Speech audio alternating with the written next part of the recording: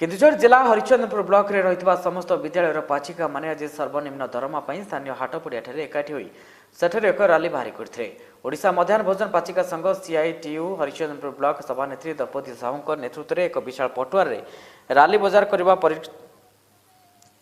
पटुआर rally बजार परिक्रमा करने समय रखिथिबा दाबी गुड़िक स्लोगान देथिले। सेमान कहबा अनुसार सर्वनिम्न मासकू मजूरी 18,000 टंका रोषे करने समय कौन दुर्घटना घटिले चिकित्सा मागणा करने सहित इन्शुरांस दाबी करछन्ति। मो ना द्रौपदी साहू मुझे पाचिका संघर प्रेसिडेंट। आमर प्रथम दाबी हूँ आमर सरकार आम दाबी पूरण करने कथा।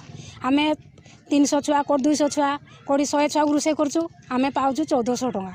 सरकार समस्त को देला सर्वनिम्न मजूरी 250 टंका से आमको दौर 35 टंका। 35 टंका आमको किसी होना कि आम छुआ परिवार पोषापी आमर कि होना। आम चाहूँ आमको मास को 18,000 टंका आमर दाबी। मोर हूँ झिली नायक बिला यूपी स्कूल जड़े पाचिका हिसाब से कम करुँची। आमको मासकू दरमा दौरान 1400 टंका से 1400 टंका आमको पोषौनी। कहीं आम एत बड़ निआरे पुड़ी जाड़ी होगी कम करुँ।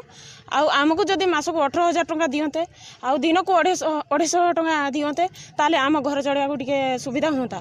हूँ दिन को 40 टंका 44 टंका पड़ुची आमको पोषौनी। आम हूँ दिन मान कम करुँ माने 10टा बेलू जाऊँ आम आस 3टा 4टा बाजी जाऊँ।